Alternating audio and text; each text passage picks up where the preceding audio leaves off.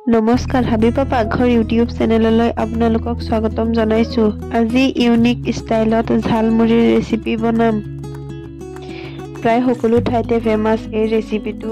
যেতিয়াই কিবা এটা বিশেষ খাবলৈ মন যায় তেতিয়াই এই ঝালমুড়িৰ ৰেচিপিটো বনাই খাব পাৰিব। ঝালমুড়িৰ কাৰণে প্ৰথম উপকৰণটো হ'ল মুড়ি।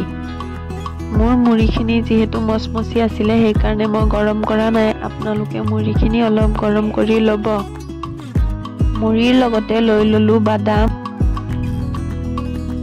বিকাজি ভুজিয়া, চয়ষ্টিক, মগু চানা, মিক্স চানা, সব মিক্স থাকে সেইটো লৈ ললো। আৰু লৈ ললো আলু, কেঁচা জলকীয়া, পিঁয়াজ আৰু বিলাহী।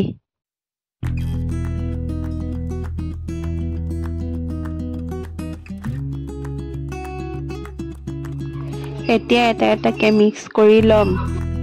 প্ৰায় সকলো ঠাইতে এই ৰেচিপিটো বহুত ফেমাস, চবে ভাল পায়।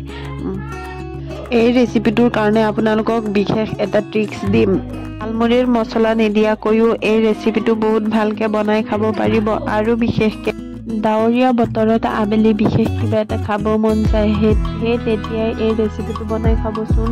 ইয়াৰ কাৰণে এটা ট্ৰিক্স হ'ল আপোনালোকে কেঁচা জলকীয়া, নিমখ, পিঁয়াজ আৰু সৰিয়হৰ তেল অলপ হাতেৰে মিক্স কৰি সেইখিনি ঝালমুড়িত মিক্স কৰি ল'লে খাবলৈ অলপ বেছি টেষ্ট হয়।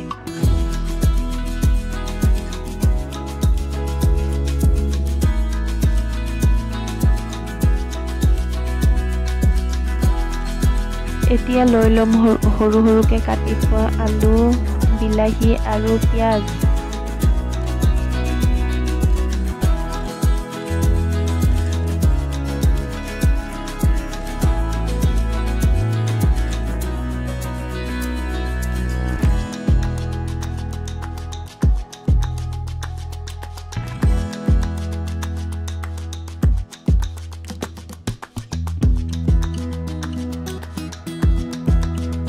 আৰু ইয়াতে দি দিম পৰিমাণ মতে নিমখ আৰু অকণমান চেনি আৰু আচাৰৰ তেল।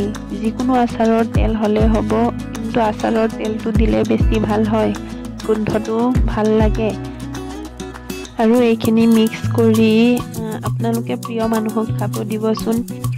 খাই একেবাৰে মনটো ভাল হৈ যাব। বিশেষকৈ এই ৰেচিপিটো কলকাতা, উৰিষ্যা আৰু বিহাৰত প্ৰসিদ্ধ।